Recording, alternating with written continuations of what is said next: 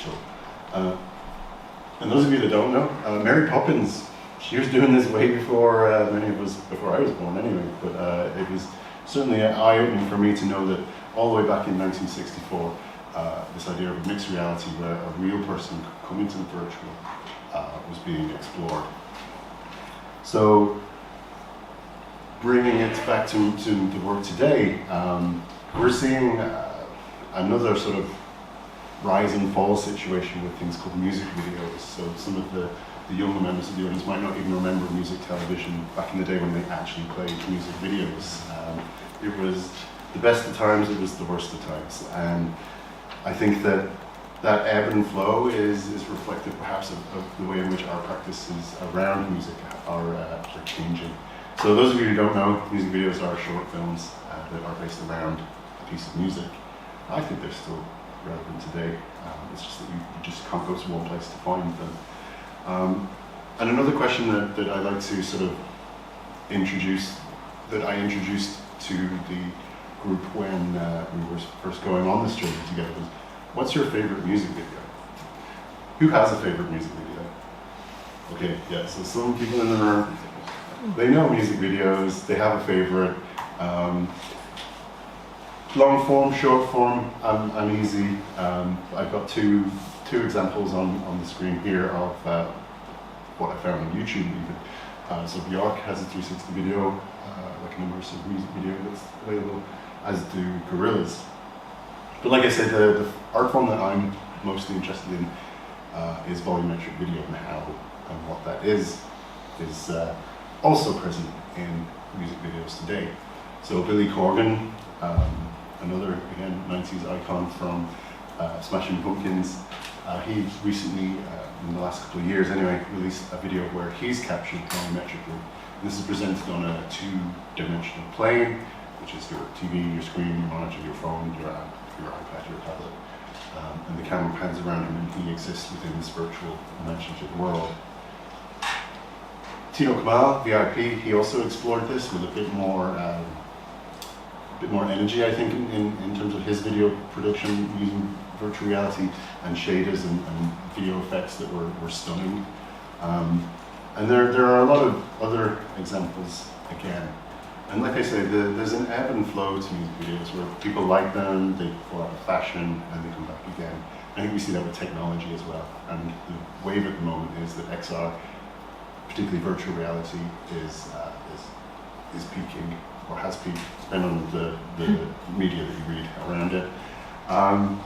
So this sort of pushes us forward to try and sort of take stock of the current market and see where we're at with it and what people are doing.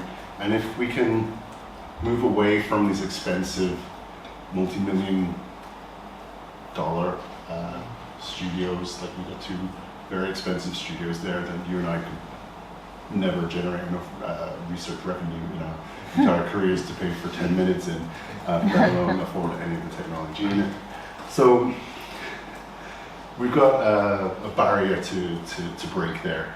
Unfortunately, being a Trinity, it has presented me with this opportunity to look at how volumetric video can be created and how it can be created on a budget as well, which is quite important as well. So there are four main stages to our production approaches to volumetric video. We start with a green screen cube. That's a very cool guy there. You might recognize him. There are constraints in our studio. We have only 12 cameras. You only have one take to do it in. The data that's generated is massive.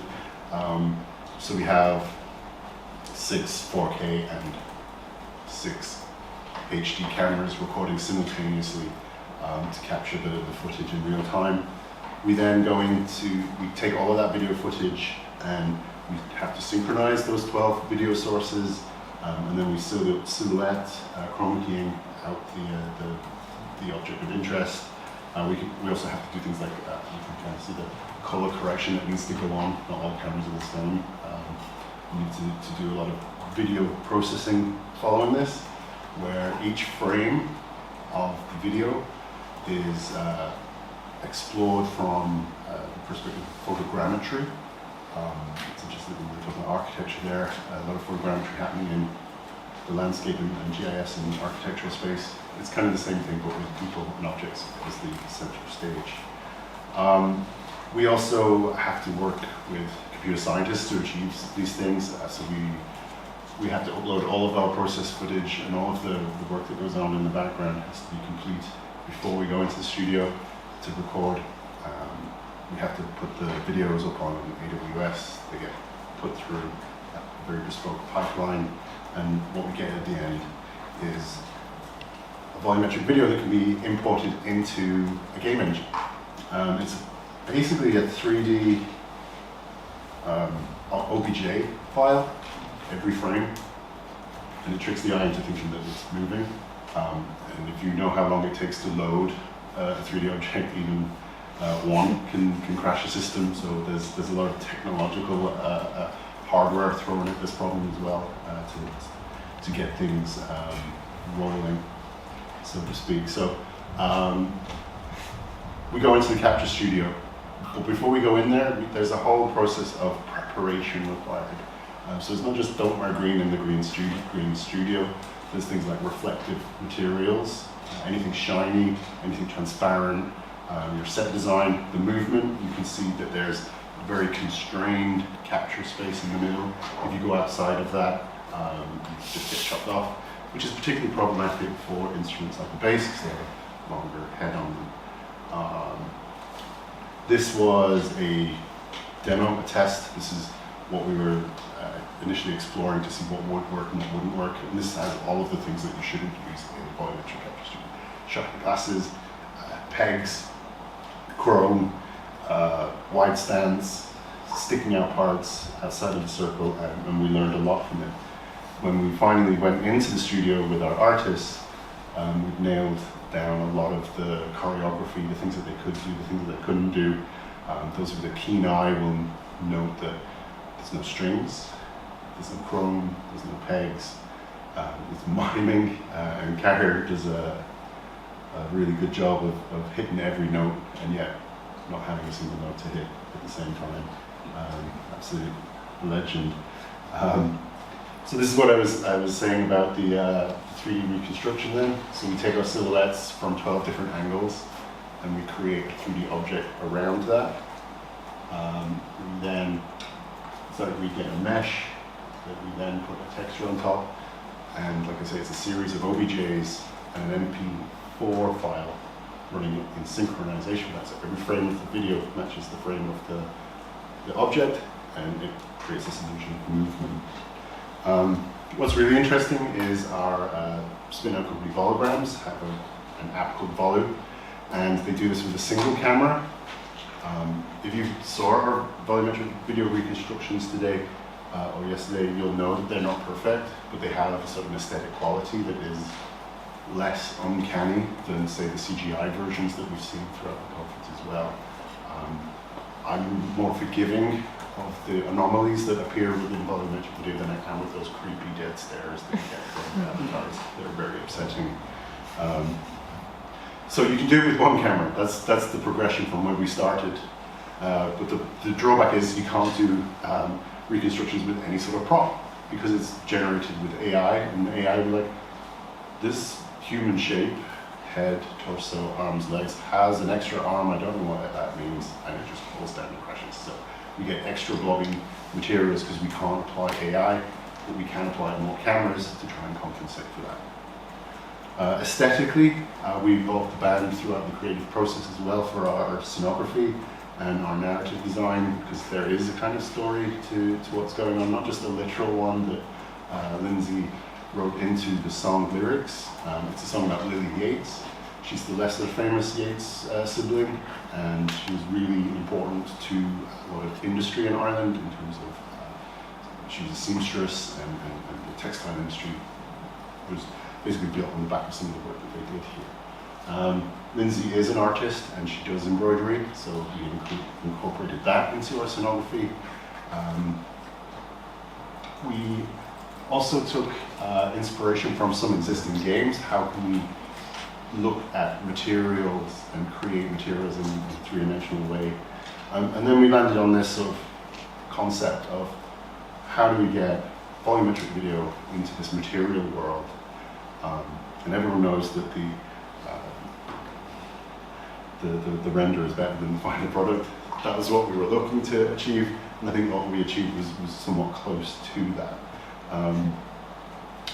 On top of the main scene, I also wanted to try and make things easy for onboarding. I spent a lot of time putting headsets on people and trying to discover what works and what doesn't work for them. If you put someone into an experience that starts straight away, they get disoriented, they don't know what's going on. The music's blaring in their ears and they're overstimulated. So I created this this sort of entry as a sort of commentary on manufactured music, but also like it's really handy to put a headset on someone and say, this is how this is going to work because you've never done this before in many cases. Those people who do use VR regularly get it straight away, and they get the idea of I've got to move towards the music, go towards the light, and I'll into the next scene. So very quickly, 2 minutes left, 3 minutes left, 2 minutes left. So we also wanted to borrow some ideas from James Bond movie openings. You know, there's the flashcards, there's the sponsors, there's the executive producer, the guy who just had the money and turned up and got his name on the work. And you know, they're all there in a sense that it brings something familiar to the perhaps unfamiliar to those that have not used this before, which works in various ways. The other factor that we introduced is this idea of a puzzle. You don't just go into the experience, there's some interaction involved. You know, you start the video yourself when you're ready, you can explore the scene, have a look around at the artist's sort of album art. Like I said, their aesthetic was very much built into this. They are called the New Pagans, so we have some sort of paganistic representations within there. And then in this version, we thought, well, what if this was like a virtual production tool? What if we could make a music video from VR? Would that be easier, cheaper than actually building a set and realizing it doesn't work, or you know, getting the musicians to come for days in a row? And this is where this connection to serious games comes for me. I'm almost out of time. So I'm going to wrap up with that in mind. So we've looked at this XR music video from multiple perspectives now. We've looked at haptics, we've looked at user experiences, we've looked at comparing live with recorded. We're trying to look at new ways to engage with music. So what if we gave the audience member a tool, something to play, tambourine, or something more complex and more interesting instrument to play with, as well as exploring that. So I'm Gareth, thank you very much for listening. Do read more. Thank you.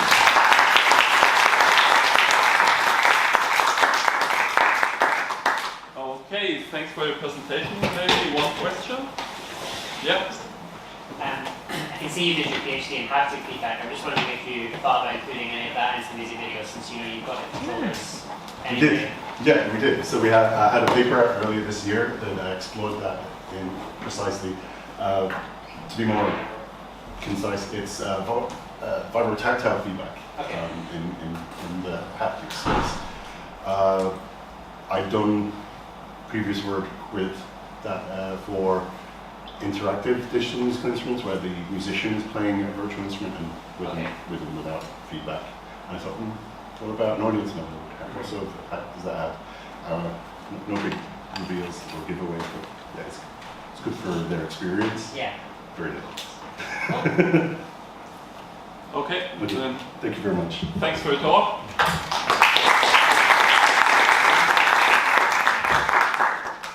So for the next paper, it's a